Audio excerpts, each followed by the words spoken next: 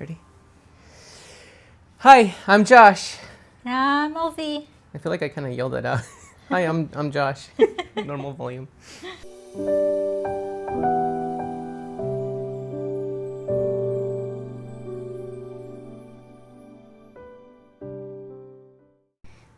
Today we're going to be talking about the extensive research that my wife did when we were trying to conceive and our experiences with the supplements, prescription medications, and techniques that we used that we believe led to her successful pregnancy. After having 2 miscarriages and 2 chemical pregnancies. Now, all of the things that we're going to discuss today, we'll have descriptions for in the description box for the video. And then we'll also have links to all of the supplements that we're going to talk about as well, so that you can go straight to Amazon and order them if you want to try them out for yourself. The first one on the list is Clomid. This medication is used to treat infertility in women. It works by stimulating an increase in the amount of hormones that support the growth and release of a mature egg. So this is prescribed by your doctor, could be your OB or fertility doctor, and it was prescribed to me by my fertility doctor. So we got pregnant on Clomid. We started taking it the 3rd day of once I started my cycle, and it was, I think, 5 pills that they give you, so I would take it every day at the same time, and it has to be at the same time to make sure it works. Yep, that's what I did, and I got lucky with my baby. Number 2 on our list is Letrozole. Letrozole decreases the amount of estrogen in the body. Lowering estrogen levels can help the body release other hormones and chemicals that can help immature eggs, known as follicles, grow and mature, increasing the likelihood of pregnancy. So that's the same thing with Letrozole and Clomid. A lot of people prefer Letrozole over Clomid. I forget the reasons why. I don't remember why, but there's a lot of articles that you can find online that compare the two. I remember watching a lot of TikToks, and they would compare both of them, and that's why I'm like, oh, because I did start with Letrozole first, and it, unfortunately, I might have not tracked my fertile window correctly, and we didn't end up pregnant. But when I did Clomid, I was tracking everything, and there's side effects to it. Everybody is different. The only thing, I would get nauseous, and it did also delay my fertile window, so keep that in mind when you're taking Clomid. And it's also not Clomid. Well, yeah, Clomid. But Letrozole, it can also have same effects. I don't remember if I had any side effects with Letrozole. Other than the delayed? Yeah. The delayed... No, that was Clomid. It delayed my fertile window. Gotcha. But I was more... I wanted to do the Letrozole, but I ended up doing Clomid twice because that's what my fertility doctor was recommending. But yeah, I was looking at a bunch of TikToks, and they wanted Letrozole, because Letrozole actually doesn't do multiples unless you want multiples. That's what the difference between Letrozole and Clomid. Clomid, most likely you'll get multiples, which that's why I was scared of. I'm like, I prefer Clomid over... I prefer Letrozole over Clomid. Like multiple follicles? No, like... Multiple babies? You can get twins. A lot of people get pregnant with twins with Clomid. So if that's something you want, that's something you can ask your OB or fertility doctor. And like I said, with Clomid, this one also has to be prescribed by your fertility doctor, unless you go to TJ. Don't go to TJ. Yeah, no. Number 3 on the list is Progesterone. Progesterone is an important part of infertility treatment because it supports implantation and pregnancy. Oh, you can show that. Oh, yeah. So this was her prescription of progesterone. They're these kind of like large white pills. You can open it. So it has they're like white powder. So this one's go into the JJ. And it was insert 1 capsule vaginally twice daily for 30 days.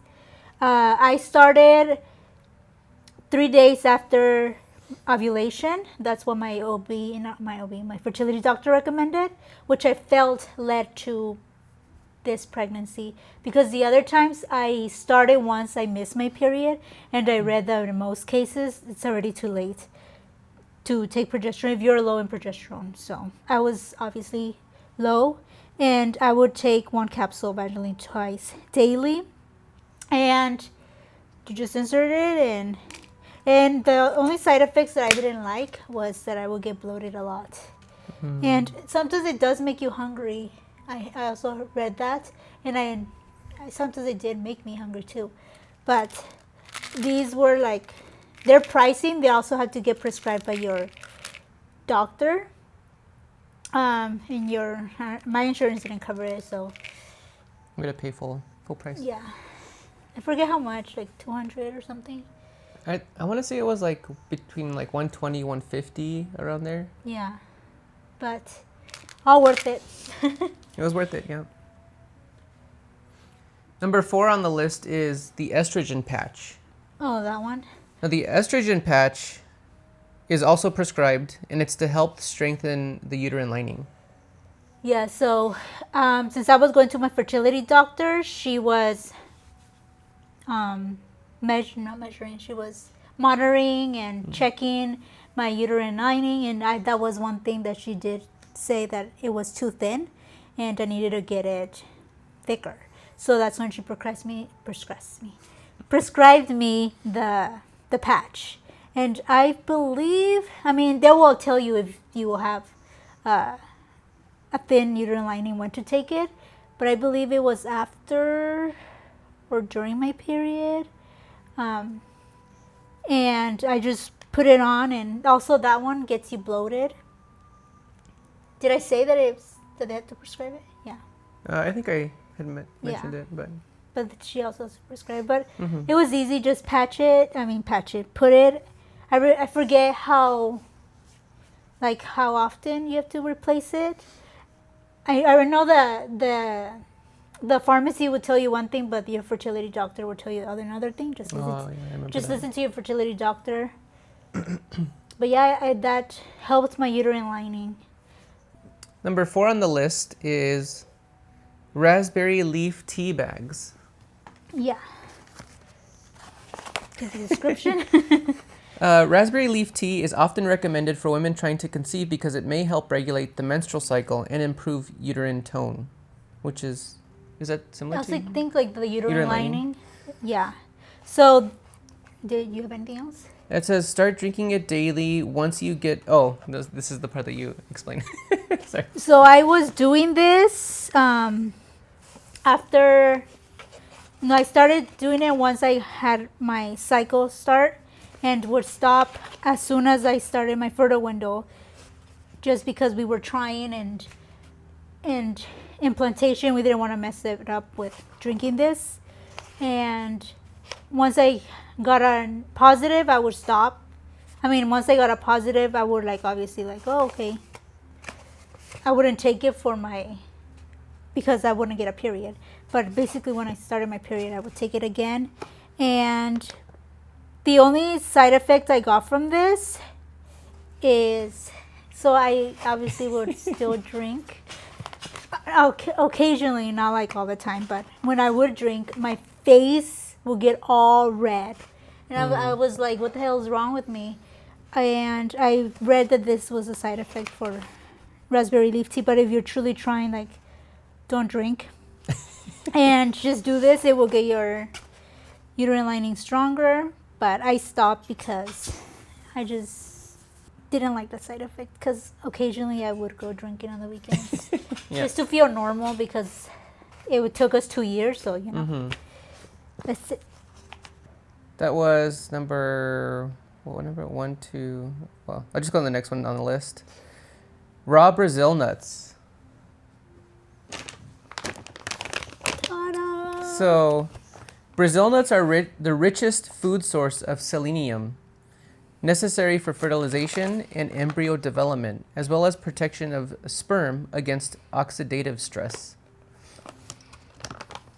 For women, it helps thicken the uterine wall, which helps the implantation and embryo development.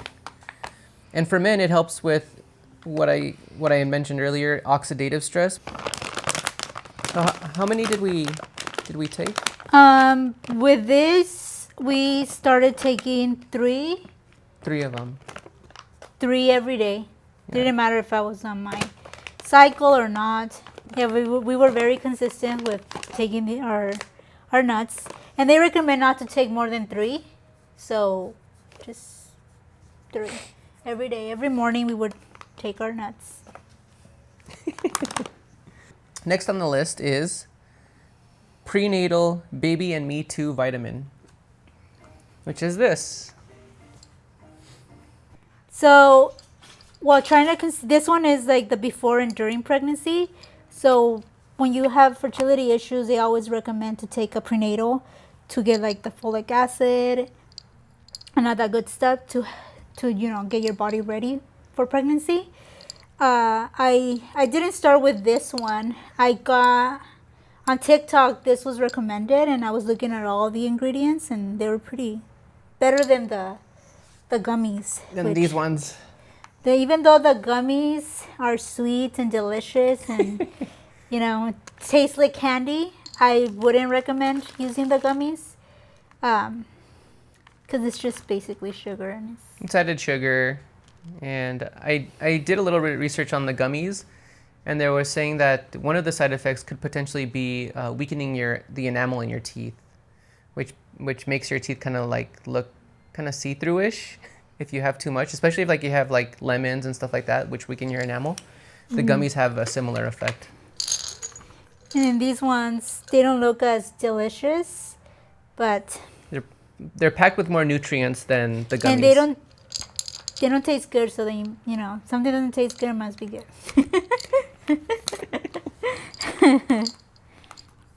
But yeah, I've been taking these, and they also have a postnatal version as well, which that I will be taking once this baby comes out. Next on the list is magnesium. Magnesium controls a follicle stimulating hormone called FSH. Low magnesium can signal low progesterone levels, which can lead to a short luteal phase and increased miscarriage risk. That's this one. So this one was recommended by like YouTubers and also TikTok, and we use magnesium glycinate 200 mg. I think you also took it. I took one, but it wasn't that one. It was... I think it was just magnesium for him. It was just a regular magnesium tablet. But this one also looks like the progesterone ones. It's also like the powder ones. It also helps you sleep, so... I've heard that too. Took it every day. I forget which ones you couldn't take together, but... We'll put something in the description. We'll put something in the description that talks about which vitamins you're not supposed to take together, because there are some that can hinder your body absorbing the nutrients of one vitamin if you take another one like right before. To just take like a few hours in between to take them. The next one on the list is baby aspirin. Baby aspirin with fertility in some people helps with inflammation.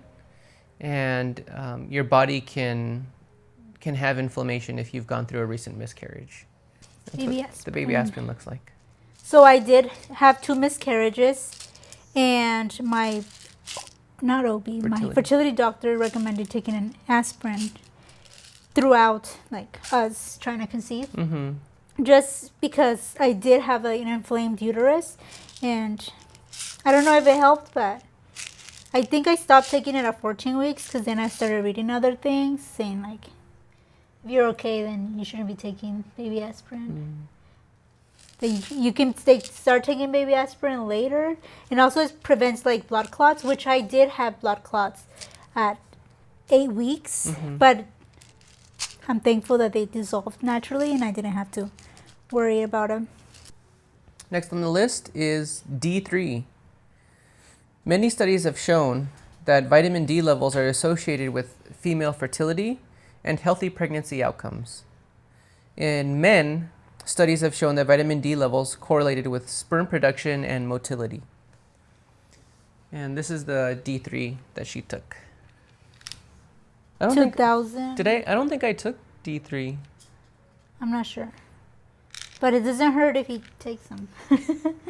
I remember she would give me a little like thing of multiple pills, and I can't recall if D3 was one of them. I feel like it might have been because the pill looks familiar. But yeah, I think I did take them. Next on the list is coenzyme Q10, 200 milligrams. Now this one you're supposed to take 3 to 4 months prior to trying to conceive. For women, it helps support healthy egg production, and for men, it helps with healthy sperm production. 200 mg. So I started a month before? 2 months before, but I was also doing a bunch of stuff. So I don't know if, but they do recommend to start a few months before, especially if you have PCOS, which I was diagnosed with PCOS. So that's why I was like I need to do this. And a month and a half, we got preggers. Next on the list is vitamin C, 500 milligrams. For women, vitamin C can help with the luteal phase defects, low progesterone levels, and egg health. For men, vitamin C helps improve sperm quality and reduces DNA damage from oxidation. Vitamin C also accumulates in the testes, and insufficient vitamin C can cause oxidative stress, which can impair sperm function and lead to sperm loss. It's a smaller bottle. I mean, we went through a bunch of these, and eventually just 500 mg. Up next, B6, 100 milligrams. For women, this is the phase of the menstrual cycle. Oh, the luteal phase is the phase of the menstrual cycle when the body prepares for implantation of a fertilized egg, and B6 helps strengthen that phase. It also helps with the production of cervical mucus, Which you need when you're trying to conceive. It's this one. Yep. I went through a few bottles after I did my research. 100 mg. Next, B12.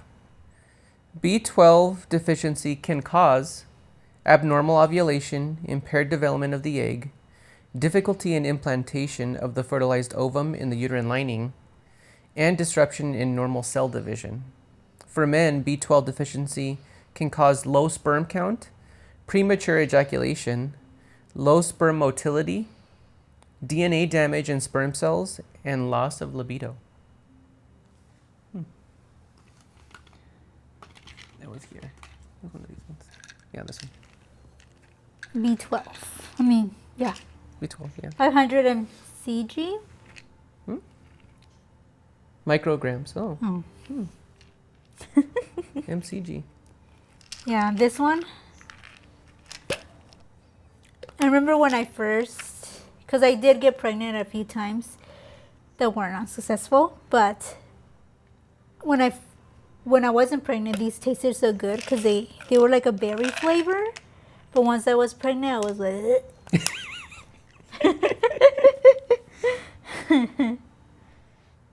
Next on the list is maca root. So there's two different kinds. There's black maca root, which is for men, and red maca root for women. this one we started, I think, a month before getting preggers.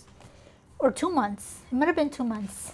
And I heard a lot of good things on this on my fertility app, on Amazon. On TikTok? On TikTok. Actually, Amazon too, because I read the reviews and people were like raving, saying like, oh, this, I was told that I couldn't get pregnant. I was told that, or I was years into fertility trying to get pregnant, and I took this and boom, got preggers. So I got him that one, and I got myself the red maca. We would put it in a smoothie. You can drink it just with water, but a lot of people don't like the taste. I would just put it in my smoothie. I wouldn't even taste it. Yeah, after a workout, I would just add this to my protein shake, and it didn't really change the flavor of it much because I also had like this chocolate protein powder, and it masked the taste of this. But I think I had tried it a couple times with my oatmeal, and that wasn't as good. So I just continued adding it to my protein shake after workouts. Yeah. But maca root. Yeah. Next on the list is, I don't know if I'm pronouncing this correctly, Ovasitol. Ovasitol is a medical grade supplement that may help with fertility by improving hormone balance, egg quality, and menstrual cycles. And this is what I got. Amazon. They're just little packets, and I put it in water. I think they recommend 1 packet a day, or if you're having issues, you can add 2, but read the description and what they suggest. But I started taking it because a month before we tried again to get pregnant, I didn't have a period that time, which I was like, what? Because I've always been regular. Even though I was diagnosed with PCOS, I never had issues. I never had cramping, nothing, and I always had my cycle each month. And I started taking this, and in the next month we got preggers. I know I keep saying that, but with everything. But that was basically when I was already getting close. You didn't take this one for longer than? You took this one only a month before? I thought you had been. Well, I took it once I missed my period. I bought it because I was also doing research on this because I'm like, well, I'm very regular. I don't really need to take it. But once that happened, I was like, really? Because it was already going, like I was getting my Letrozole, like everything's gonna be fine, and then it was actually Clomid, and I missed my period, and then I was like stressing out because I'm like, oh wow, like now I'm not gonna ovulate, and I did ovulate, even though sometimes you don't get your period, you do ovulate if you and I knew this because I was tracking, and basically she was like, oh hell no, I'm gonna have my period, I'm gonna be regular. So I heard very good things about this, and also same with the maca, people were like raving on this, saying that they started taking it. They also have PCOS. It regulated their period and gave them a positive, even though sometimes it gave them like a chemical pregnancy, just because I think it was like their body trying to like regulate itself. Yeah. But that was also like a good thing. If you get a chemical pregnancy, it just proves that your body can get pregnant. So I recommend this. And also it helps you regulate your sugar, like if you have like high sugars or like diabetes. Next on the list is folic acid. So this, I bought it separately from my prenatal because sometimes I will run out of prenatal, and I just wanted to make sure I had folic acid in my system. Next on the list is Mucinex. So we didn't try this till like I think the week. The last time, like the time that led to this pregnancy. Yeah, when I was measuring my fertile window, and in that one I was taking Clomid, and like I mentioned, it delayed my ovulation, which I was like, when am I gonna start? I should have already been starting, because I was looking at my previous ones, and they were always like basically around the same time. So my fertility doctor mentioned like, oh, you should try Mucinex. So was there a description for this? I don't think I had, other than like it helps with the cervical mucus, but yeah, that was basically the purpose, is to help with the cervical mucus when we try to conceive. Yeah, so it makes the sperm swim. to the egg. Yeah, like it makes it easier for the sperm to get to the egg. Yeah. Which I was like, because it's like a cough medicine. Yeah. I was like, really? But we did take it that one time, the time that we were tracking our fertile window when we conceived this little one. And it kind of makes sense, right? Like it's supposed to help loosen your mucus, and so that's what it did. The next thing on the list is, I think I wrote it down. Oh, PreSeed. Oh. I was reading Pressed. I was like, Pressed Lou, what the heck is that? PreSeed. So yeah, we used this when we were trying to conceive, and that has a similar effect to the Mucinex, where it makes it a lot easier for the sperm to reach the egg. And this lube doesn't kill sperm. She was doing some research and found that there are some types of lube that actually kill your sperm. And so we started doing some research into what kind of lube we could use. And this one came highly recommended. Yeah. And we used this also when we were trying the multiple times that we did. And it does make a difference. Slippery. It did make it more enjoyable. But I was looking for to see where, because I was watching YouTube videos of the best way to use PreSeed, and they recommended to insert, because they give you these tubes. Well, obviously they're in there, and then to put it in the, which I don't have in here. Tube syringe. It's like a tube lubricant. Yeah. And then you put in the lubricant inside, and they say not to. They give you just put this much and put it 15 minutes before actually, doing the deed. Getting it on. To get it warm and ready inside of you, and that's for best results. Yeah. And the last one on the list is Conception XR, which is one that her fertility doctor recommended to me to try. It's 2 sets of vitamins. I don't think we have it here, but we do have it in the cupboard. But so it's 2 separate vitamins. It's one you take in the morning and one you take in the evening, and you take it every day for a few months prior to trying to conceive to have the best effect on your body. But it helps with strengthening your sperm and the motility of your sperm. And comes highly recommended by a lot of doctors. And when I was taking it, I actually felt better because there was several vitamins in it that helps promote your body recovering from workouts, which I thought was pretty cool. So yeah, I was taking it every single day for several months. I think it was more than 3 months, because I had ordered two separate packages, and one package I think comes with a 30-day supply. So I had ordered it a couple times, but it's a little pricey. I think it was between $80 to $120, somewhere in that range. But I think it was worth it.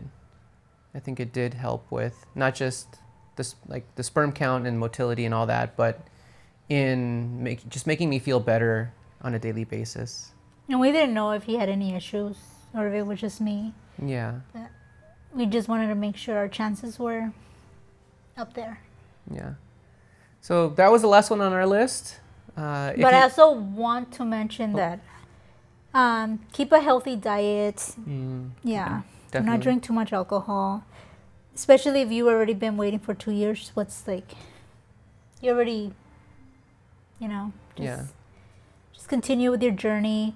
And if you want to take a break, take a break. But once you start again, just be good about it. And also exercise. You don't have to go all crazy. And I actually took it back a notch, because I normally do. We go through a class that is a high intensity interval training kind of class, and yeah, it can be intense because it's moderate to high cardio level, Yeah. and we tend to push ourselves when we exercise. So yeah, having her kind of pull it back a notch, I think, was just to help me mentally. I don't know if that was an issue for me, but I just wanted to have my best chances. And I just did my normal lifting and try to skip cardio, but So yeah, nutrition, exercise, and then try and get plenty of sleep. You can't discount plenty of sleep and having a healthy body. yeah. But this is what we did, and hopefully it helps someone out there. Like it helped me. Damn, he's kicking. And I'm 32 weeks today. Anything else? Yeah. We're going to continue sharing a lot of our journey with you, so please like and subscribe if you want to learn more.